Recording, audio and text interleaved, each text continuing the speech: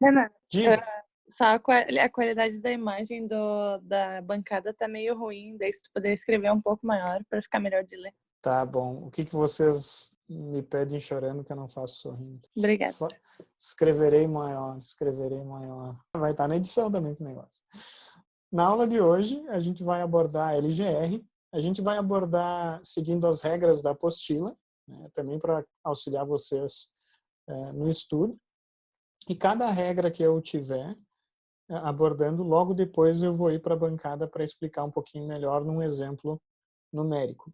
Eu vou começar esse exemplo, vou usar o mesmo exemplo da aula passada para vocês verem as diferenças de abordagem e na aula que vem a gente vai começar a fazer exemplos mais complexos. Fechou? Então, primeira coisa importante, o LGR não é traçado usando a equação característica, fechando toda a malha, encontrando o polinômio. Não. A gente vai expressar a malha fechada, o denominador da malha fechada, sempre no formato 1 mais K vezes LDS. Por quê? Porque vai ser essa função LDS que eu vou utilizar para as regras, para desenvolver, né, o traçado do LGR. Beleza? Então, como é que eu faço? O primeiro passo é, dado o sistema de controle, encontrar a equação L de S. Então, bora para a bancada. Então, eu vou começar com o mesmo exemplo da aula passada, que foi K sobre S, um controlador integral, né? E aqui eu vou ter 4 sobre S mais 4. Esse exemplo a gente fez sem ter o conteúdo do LGR na aula passada. Não seria um sistema complexo o suficiente para mostrar para vocês as vantagens dessa técnica, mas para isso a gente vai ter a aula que vem. Tá? Então eu tenho a referência, eu tenho a saída. Como é que eu encontro a função L de S? O meu denominador da malha fechada tem que estar no formato 1 mais K vezes uma função de S. Vocês vão notar com os exercícios que a maioria dos exemplos isso já acontece automaticamente, e esse é um caso. Observem. A equação da malha fechada, nesse caso é 4K, sobre S mais 4, dividido por 1 mais 4 vezes K, dividido por S mais 4. Se eu olhar com atenção, né, por inspeção, que o pessoal gosta de falar, o meu denominador já tem uma coisa muito parecida com o que eu preciso. Eu preciso de 1 mais K vezes L de S. E eu já tenho aqui, ó, 1 mais K vezes uma porcaria em S aqui, ó. Né? Então, na verdade, por inspeção, sem precisar me estressar, eu já percebo, né, tá certo. Eu já percebo que esse carinha que eu estou tracejando aqui é o meu próprio LDS, sem ter que fazer nenhuma manipulação matemática. Tá? Isso vai acontecer sempre que o K estiver multiplicando toda a função de malha aberta. Qual que é a função de malha aberta? É o ramo direto vezes o ramo de realimentação, que na verdade vai ser isso aqui na realimentação. Depois, na apostila, eu saliento. Então, para esse sisteminha, eu já descobri L de S, que é 4 sobre S mais 4. Tá? Essa função aqui não é nem de longe a malha fechada. A malha fechada eu preciso simplificar toda essa porcaria e encontrar a equação de malha fechada. Na verdade, para esse exemplo, ela vai ser literalmente o produto do ramo direto pelo ramo de realimentação sem o K. Porque o K entra aqui, ele é isolado, né? Então, é isso que está escrito aqui no início, né, da apostila, que eu vou mostrar aqui para vocês. Ó. O denominador tem que ser expresso em 1 mais KL de S. E L de S vai ser utilizado na construção do LGR. Eu faço algumas observações, obviamente, lembrando para vocês que se eu tenho uma construção parecida com essa, ó, que é um sistema de controle simples, eu vou ter que o meu LDS sempre vai ser CGH, né? Que é a malha aberta, que a gente chama em controle, sem o meu valor de K. Eu coloco coisas importantes aqui, são coisas que vocês têm que começar a entender já. E para isso até eu vou voltar para a bancada. Olha só, se eu analisar esse denominador, tá, e escrever realmente o denominador como qualquer coisa em cima, né, qualquer coisa aqui em cima, se eu escrever G da malha fechada igual a um numerador de S dividido por 1 mais alguma coisa, G da malha aberta, por exemplo.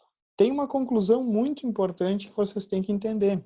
Os polos da malha fechada, ok? São os valores de S que fazem a malha fechada tender para infinito. Né? Isso é a definição de polo. Nessa equação, os valores que fazem G da malha fechada tender para infinito são os mesmos valores em que essa função da malha aberta é menos 1. Né? Então, por mais estranho que pareça, toda a teoria do LGR se fundamenta nisso, em estudar G da malha aberta valendo menos 1. Se eu estudo essa equação, os valores de S que satisfazem essa equação aqui são os mesmos valores que são polos da malha fechada. Então é exatamente por isso que eu não preciso fechar toda a malha para inferir localização de polos. Porque eu vou estudar essa equação que é conhecida como equação de malha aberta. Né? Na verdade, eu chamei isso de K vezes L de S. Beleza pura?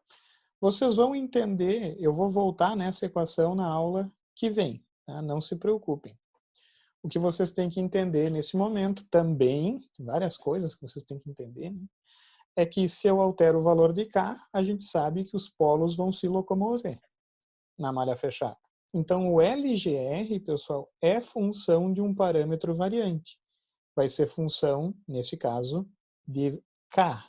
Eu chamei K um ganho genérico. Né? Normalmente é um ganho do controlador, mas isso não é uma obrigação. Tá? Vamos seguir, então, as regras. Tá? Então, ó, para traçar o LGR. Então, essa apostila aqui ela é bem básica, assim, ela é bem direta ao ponto. Passo 1, localizar os polos de L e de S no plano complexo. E a regra me diz, os ramos do LGR iniciam nos polos de L e de S. Tá? Então, para começar a traçar esse LGR, eu primeiro tenho que calcular os polos e os zeros de L e de S. Tá? Então, o que acontece? Ó? O meu L de S é igual a 4 sobre S, S mais 1. S mais 4, desculpa. Quais são os polos e os zeros? Não há zeros, né? E os polos são menos 4 e eu tenho um polo na origem. Então, o traçado do LGR começa colocando o diagrama de polos e de zeros da função L de S no plano complexo. Que para esse exemplo, eu tenho isso aqui.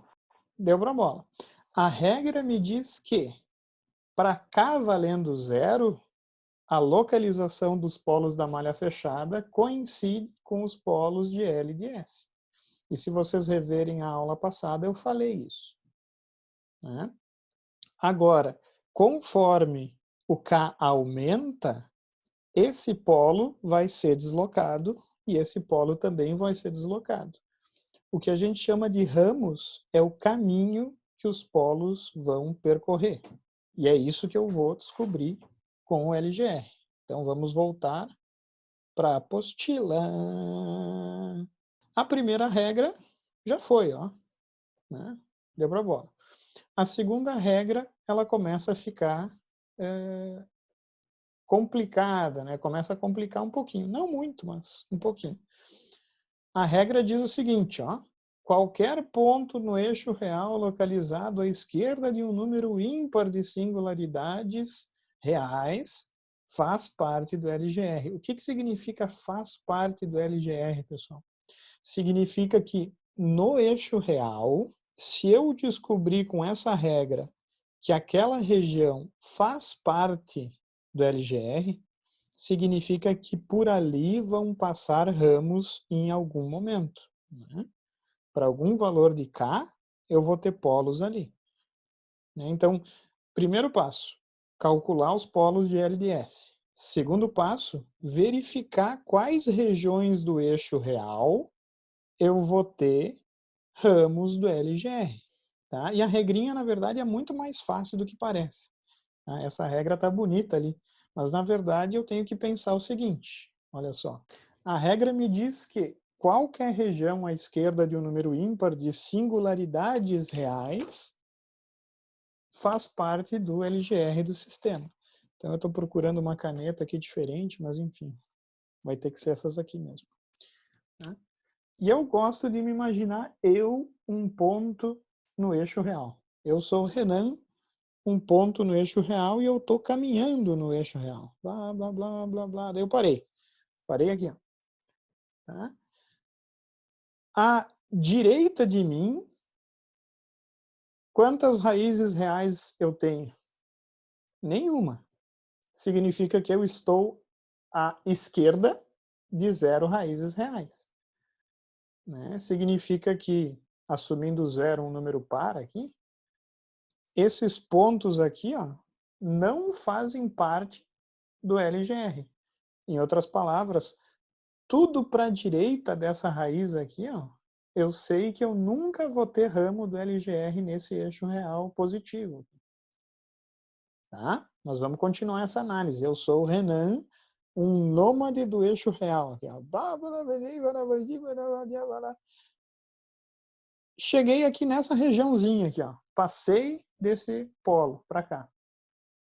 Agora, se eu olho para a direita, sendo que eu estou de costa, né? Então, se eu olho para a direita, eu conto uma raiz. Significa que eu estou à esquerda de uma raiz real.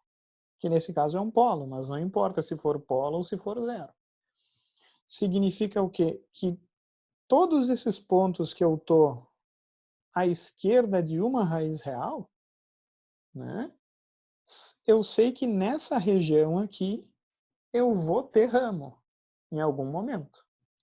Se eu continuar a minha análise aqui, ó, blá, blá, blá, blá, blá, blá, blá, blá, blá, quando eu passar desse polo aqui, eu vou contar para a direita aqui 2 raízes. Significa que 2, sendo um número par, né, eu não vou ter ramos em todos os pontos, até o infinito, né? Porque se eu continuar andando, eu sempre vou contar 2 raízes. Né? Então, o que acontece? Nesse momento, eu estou à esquerda de 0 raízes. Aqui, nessa região aqui, né? Nessa região aqui, eu estou à esquerda de uma raiz. E nessa região, eu estou à esquerda de 2 raízes. Então, nesse eixo real aqui, ó, não há ramos. Nesse intervalo do eixo real, há ramos. E nessa região aqui, depois desse polo, eu não vou ter também. Não há ramos. Tá? Então, a regrinha é bem simples, não é muito difícil. Né? Eu, quando estudava controle, eu sempre pensava, estou vindo lá do mais infinito, encontrei a primeira raiz. Da primeira até a segunda eu tenho, da segunda até a terceira não, da terceira até a quarta eu tenho, da quarta até a quinta não, e assim por diante. Fica mais claro aqui no exemplo da apostila, quer ver? No exemplo da apostila, entre esse polo e esse zero eu tenho, porque eu conto uma raiz. Entre os 2 zeros, não, porque eu conto 2 para a direita, né? Aqui eu vou ter, não vou ter, vou ter, não vou ter, vou ter e assim por diante. É uma regra relativamente simples, mas ela é muito importante. Tá? Ela é a segunda regra aqui. Vamos para o passo 3, né? O passo 3 eu considero o mais importante. O que acontece com o LGR, pessoal? Essa regra, ela me diz assim, ó, essa regra 3. Então, se M é o número de zeros e N é o número de polos da minha função LDS. No LGR, eu sempre vou ter os polos indo em direção aos zeros ou os polos indo para o infinito. Tá? Sempre vai ser assim. Tá? Então, essa regra me diz o seguinte, ó, dos N polos da função LDS, M desses polos vão tender para os zeros. Tá? Então, vou dar um exemplo. Se a função tem 4 polos e 3 zeros, 3 desses polos, com o aumento do ganho K, vão terminar nos zeros. Tá? O que acontece com o outro polo que sobra? Ele tende para o infinito. Tá? A regrinha é relativamente simples quando falada assim, né? Então eu vou dar outro exemplo. Se eu tenho 3 polos e tenho um zero, né? Um desses 3 polos vai terminar, vai com K valendo infinito, com K tendendo para o infinito, esse polo vai estar chegando no zero. Tá? E os outros 2 polos que sobraram vão tender para o infinito. Tá? A dificuldade maior aqui, na verdade, está em saber para onde que eles vão tender, como que eles vão tender para o infinito. Tá? E para isso existe o que a gente chama de assíntotas.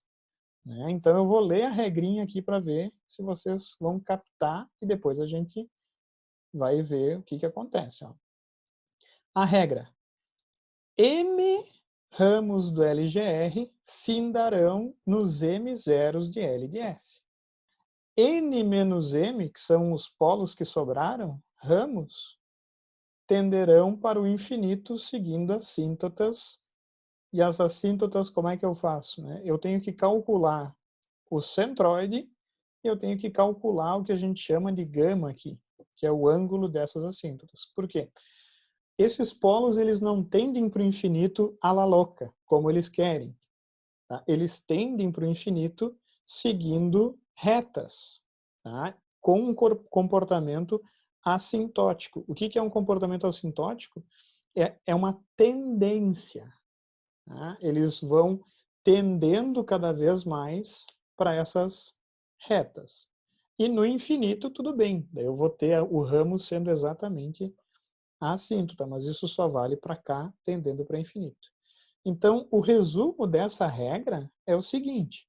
Eu tenho que calcular o centroide e calcular os ângulos das assíntotas. Né? Porque as assíntotas que os polos seguem quando eles tendem para infinito são centradas no elemento que a gente chama de centroide, que é o sigma zero. É esse carinha aqui. Ó.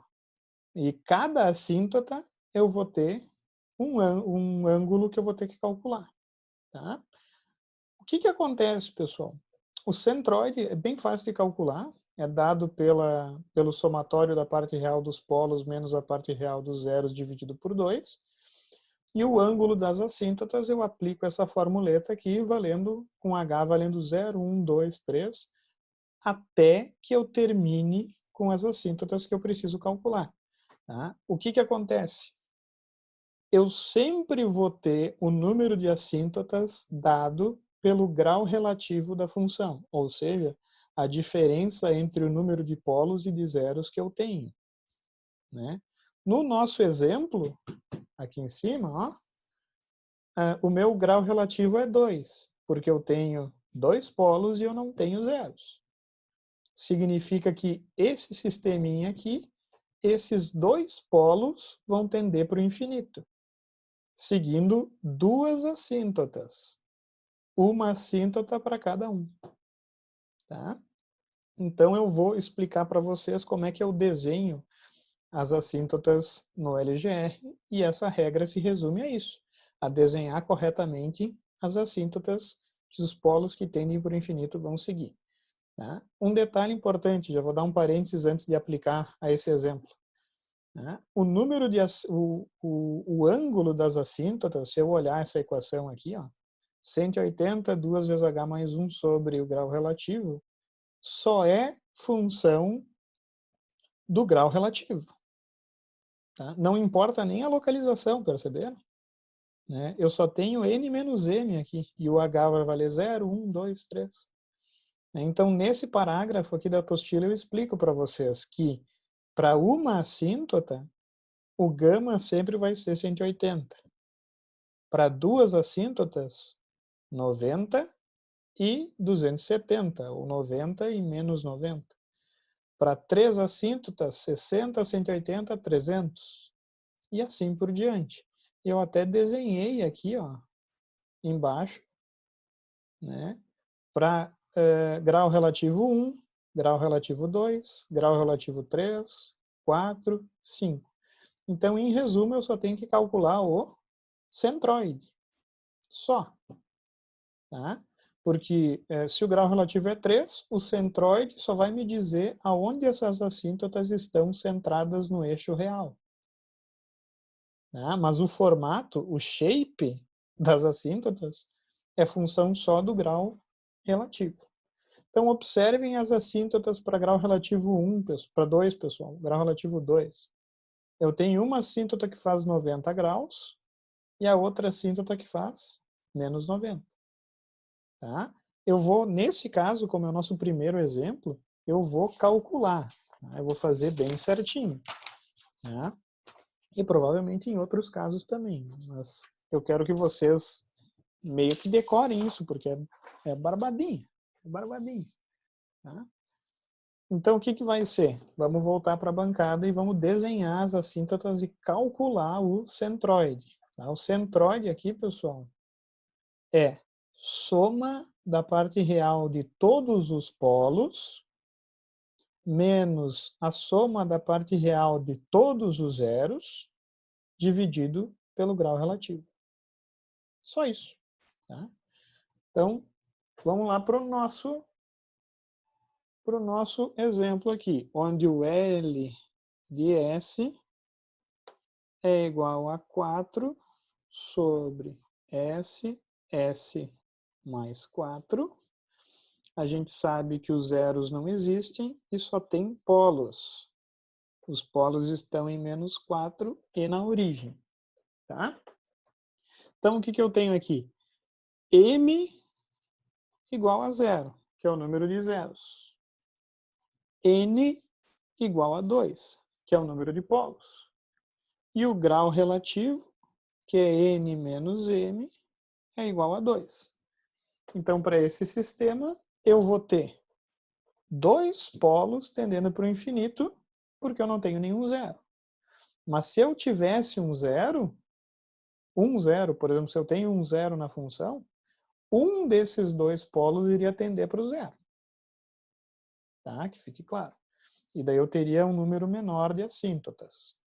Nesse exemplo, eu tenho 2 assíntotas, porque eu não tenho 2 polos e não tenho zeros.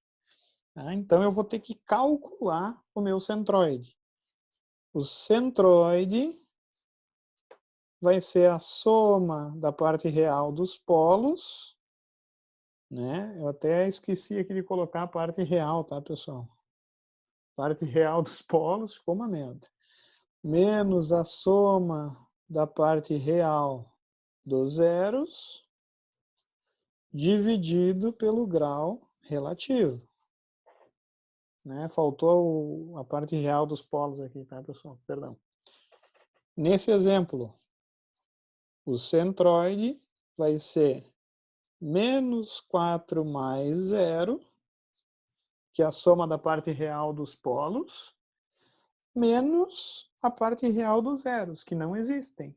Então, seria menos 0, dividido pelo grau relativo. Então, o centroide está em menos 2. Os ângulos das assíntotas. Os ângulos das assíntotas, eu calculo fazendo 180, 2 vezes h mais 1, dividido pelo grau relativo. Quantas assíntotas eu tenho que calcular? 2. Então, eu vou fazer H valendo 0 e H valendo 1. Né? Eu vou ter que calcular só 2 ângulos, tá, pessoal? Porque eu tenho que calcular 2 assíntotas. Então, o primeiro ângulo, gama 0, vai ser 180, 2 vezes 0 mais 1, dividido por 2. Isso aqui vai ser mais 90 graus. Tá? Muitos livros colocam em radianos aqui. Segundo ângulo de assíntota, daí eu uso H valendo 1. Isso é igual a 180, 2 vezes 1 mais 1 dividido por 2. O meu gama 1 vai ser igual a 3 meios 180, 270 graus. Tá? Que eu posso escrever, por conveniência, como menos 90. Então, o que acontece, pessoal? Da primeira e da segunda regra, eu descobri que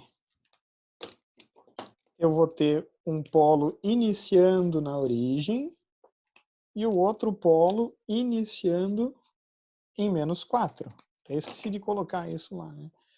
Menos 4 e aqui na origem. E eu descobri que o centroide desse sistema, que é onde as assíntotas estão centradas, está localizado em menos 2.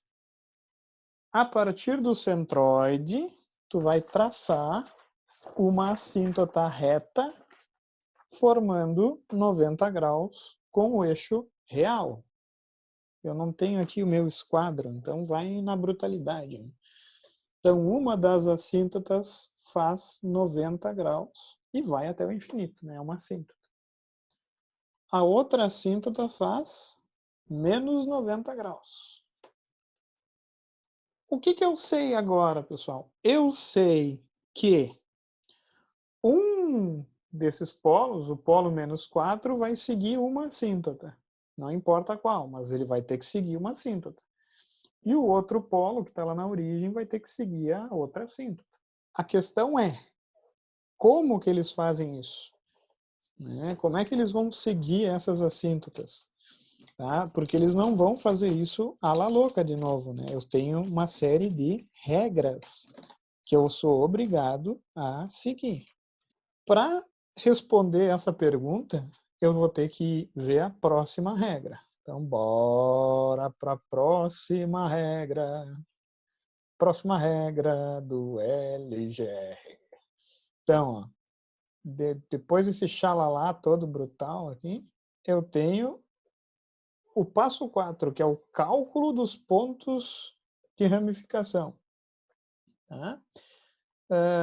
E a regra ela é bem simples, na verdade. Né? Parece uma regra meio sucinta demais, mas de fato ela faz todo sentido. Ó, o LGR sempre é simétrico ao eixo real. O que significa isso? É bem simples essa regra aqui, ó, de entender.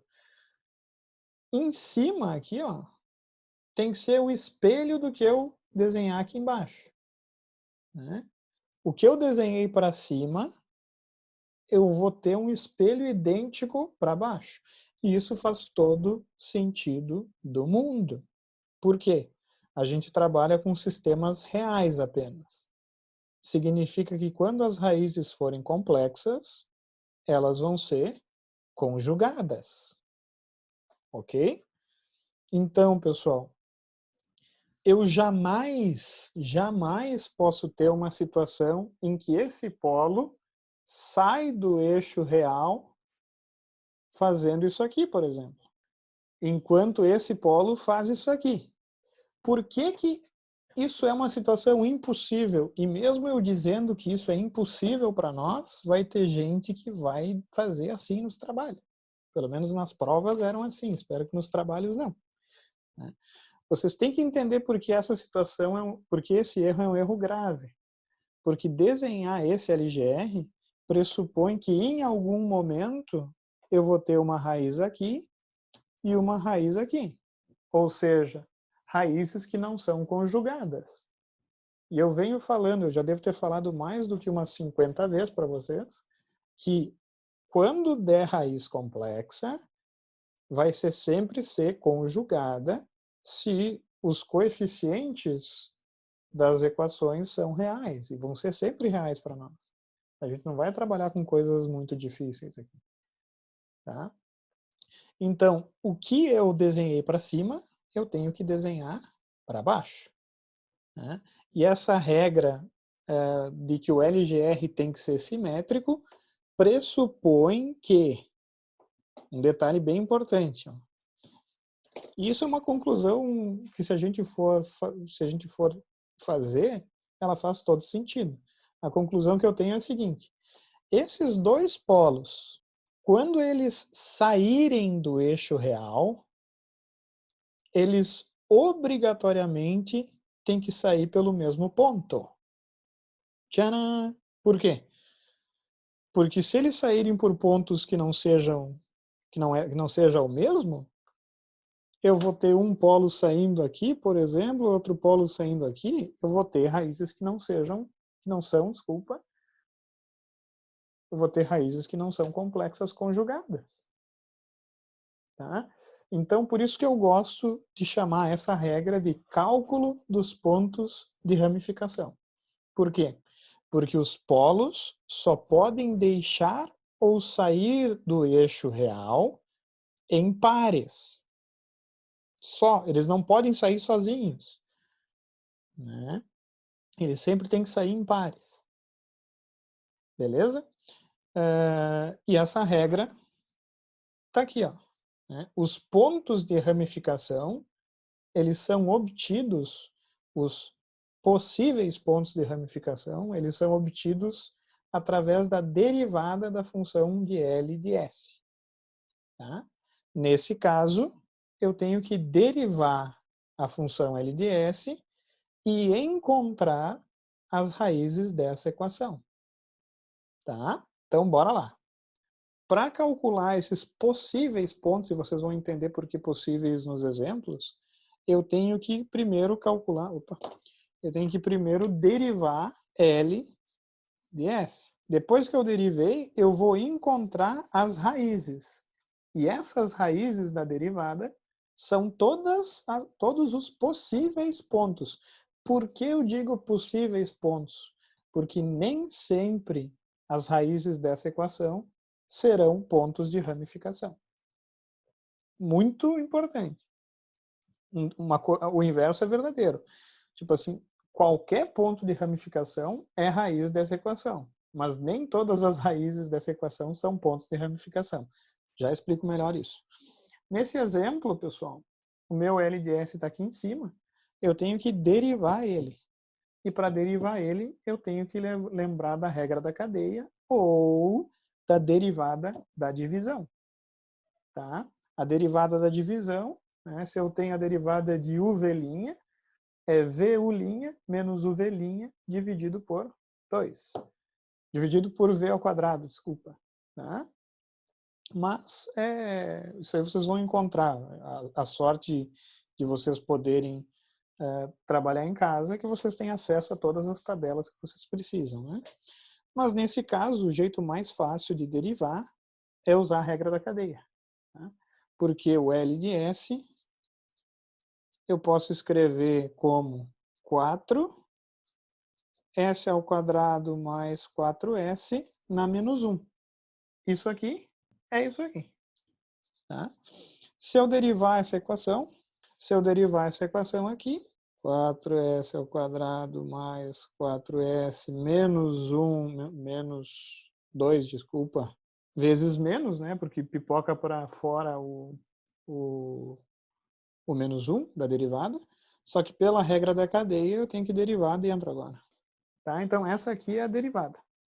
Eu concluo que dl ds é igual a menos 4, 2s ao quadrado, 2s, aqui é s na 1, S na 1 mais, né, sobre S ao quadrado mais 4S ao quadrado. Então, esse é o resultado da derivada. Tá? Nas aulas de exercício, eu vou mostrar como obter essas derivadas no MATLAB bem fácil. Ou no Octave, né, se eu tenho o pacote simbólico instalado.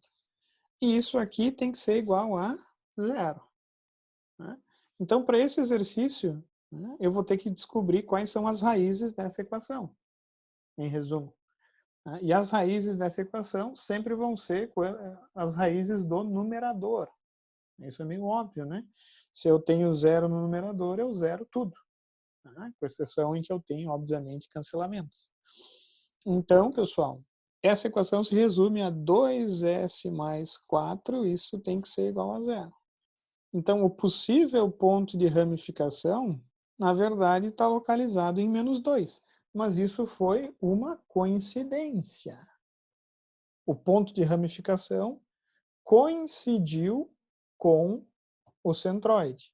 Por isso que eu não sou muito fã desse exemplo, tá? Porque isso pode levar vocês a se confundir. Então, como é que tu vai traçar o teu LGR agora que tu já finalizou as regras? Tem uma quinta regra, mas eu já explico ela. Eu primeiro calculo os polos e os zeros de L de S. Eu verifiquei que aqui não tem ramo, nem aqui. A única região do LGR que eu tenho ramo é entre os dois pontos. Eu descobri que as assíntotas estão centradas em menos 2, uma faz 90 graus e a outra menos 90. Eu sei que quase não dá para ver a assíntota, mas esse é o objetivo.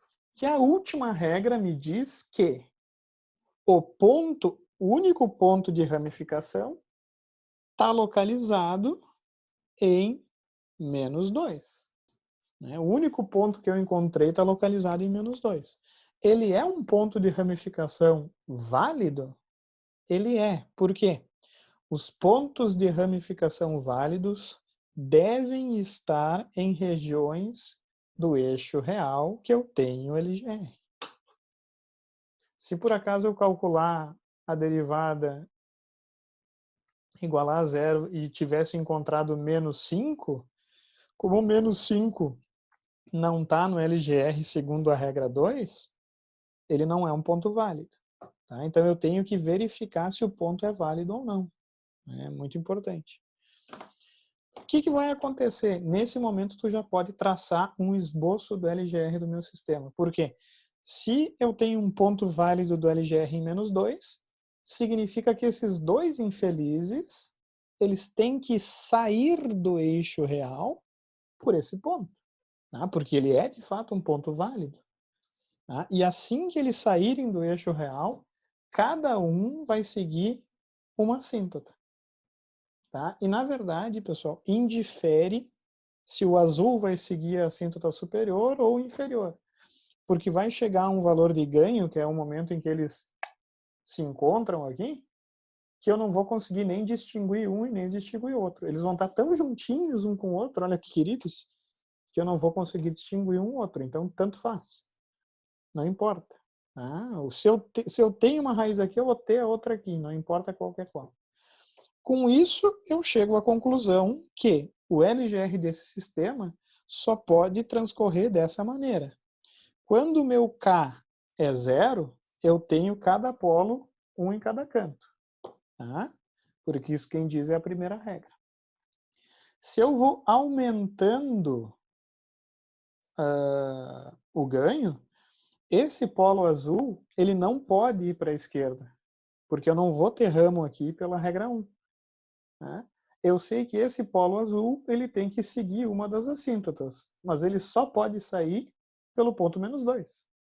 Então, o único caminho que ele pode seguir é pelo eixo real, fazendo assim. Tá? Enquanto esse polo faz isso, o outro polo, se eu vou aumentando o ganho, ele vai fazendo isso aqui. Vai chegar um momento em que os dois polos vão ter o mesmo valor aqui no eixo real, que é exatamente o ponto de ramificação. Quando eu aumentar o ganho um pouquinho mais, um dos polos vai sair sempre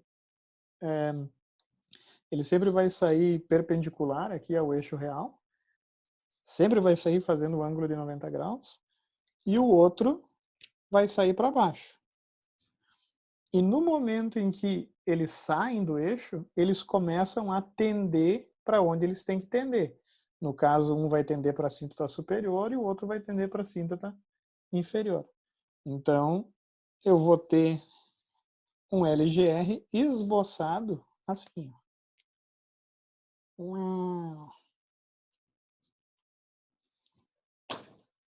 Tá? E esse é o nosso primeiro LGR feito sem fechar malha. O que são esses ramos? Tanto o ramo azul quanto o ramo vermelho. São as possíveis localizações dos polos da malha fechada. E eu fiz isso sem fechar a malha. Tá? Para a gente ter um outro exemplo na aula de hoje, eu vou repetir esse LGR, só que assim, ó, a milhão. Eu vou repetir ele rápido, só que com um sistema um pouco diferente. Vamos fazer o seguinte, vamos adicionar um zero na equação. Tá? Então, o meu sistema de controle agora vai se tornar esse aqui. Ó. Vamos imaginar que a planta tem S mais 1 sobre S mais 4. Vamos lá, ó. Gravem, eu estou às 10h10. 10h10. Comecei a fazer. Primeiro passo, encontrar L de S. Fecho a malha parcialmente só para tentar encontrar o L de S. Daqui a pouco, vocês não vão precisar mais fazer isso. Vocês vão olhar e vão se ligar quem é o L de S. Eu já sei. Tá? Ficou óbvio aqui que o L de S está aqui, ó, que é 1 mais KL de S. Então, não preciso nem me preocupar.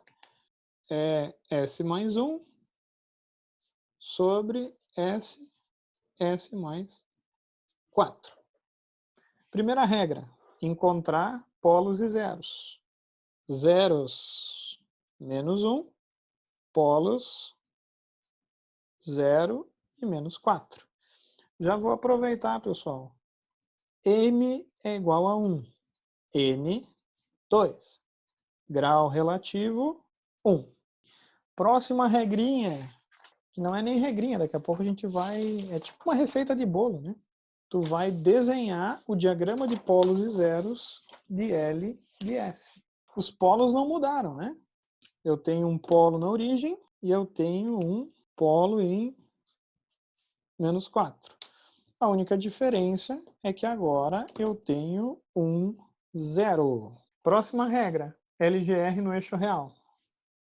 Aqui eu vou olhar para a direita e não vou ver ninguém. Então não é, eu sei que aqui eu não vou ter ramo. Aqui eu vou olhar e vou contar um polo. Então eu vou ter ramo. Aqui eu vou olhar para a direita e vou contar 2. 2 é par, não tenho. Aqui eu vou olhar, vou contar 3. 3 é ímpar, tenho. Então eu sei que nessa região aqui e nessa região aqui, ó, até o infinito, eu tenho ramos. Depois eu tenho cálculo das assíntotas. Segundo grau relativo, uma assíntota só. Por quê, pessoal?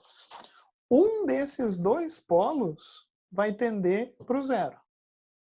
E o outro polo vai seguir essa assíntota. Tá? Qual o polo que vai tender para o zero? Nesse exemplo é meio óbvio, mas às vezes não é. Tá? Que fique claro. Mas eu sei que ou o polo vermelho ou o polo azul, um desses dois vai terminar no zero. Com as regrinhas vai ficar claro quem que é. Tá?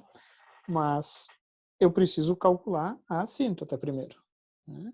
Então, para a assíntota, eu vou ter que calcular o centroide, que é soma da parte real dos polos, ou seja, menos 4 mais 0, menos a soma da parte real dos zeros, menos 1. Porque eu tenho um 0 e menos 1, não esqueça. Menos 4 mais 0, menos 1. Isso aqui vai ficar dividido, isso aqui dividido por 1, né? Que o n menos m é 1. Então vai ficar menos 4 mais 1, menos 3. Né? E o único ângulo que eu preciso calcular, 180, 2 vezes 0 mais 1, dividido por 1, é 180, que fechou com a apostila. Tá? Então, pessoal, a assíntota, ela vai estar com o centroide em menos 3, e ela vai estar sobre o eixo real, negativo, porque ela forma 180 graus com o eixo real.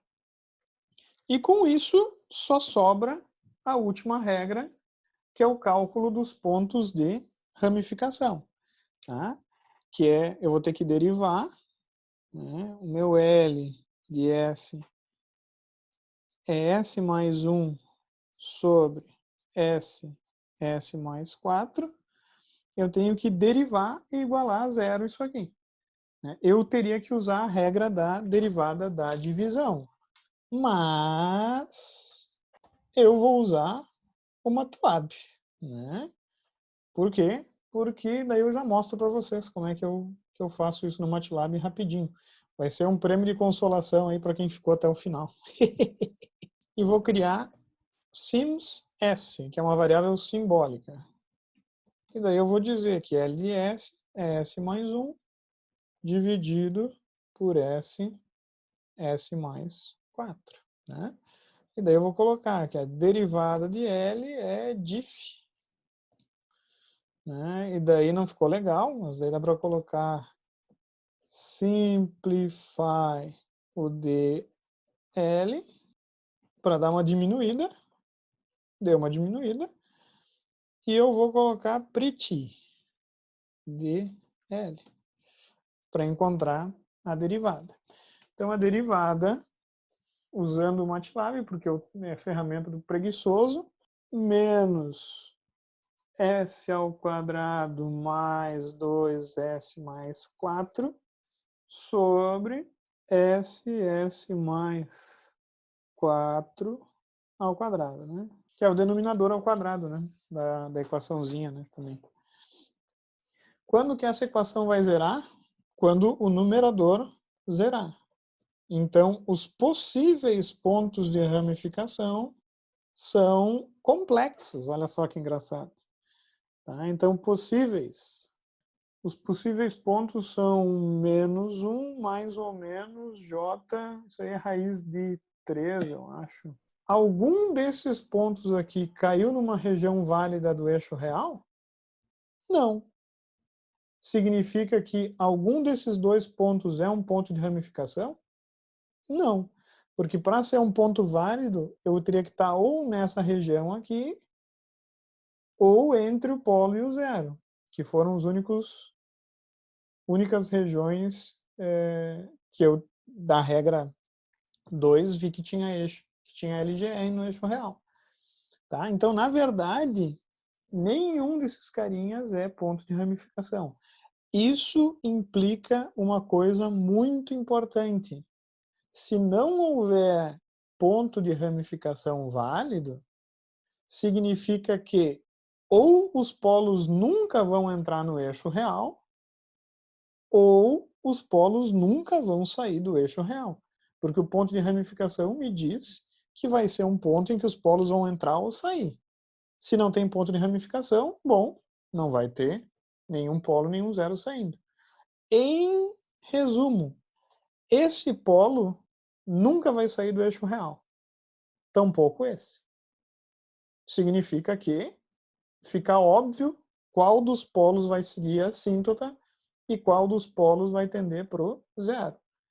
Esse polo vermelho, ele vai indo em direção ao zero, conforme o ganho aumenta. E esse polo, ele vai seguir a assíntota. Então, o LGR desse exemplo vai ser assim. Ó. Eu vou ter o polo vermelho aqui, o polo azul aqui. E eu tenho o zero, mais ou menos aqui. O polo azul vai para o menos infinito, forever.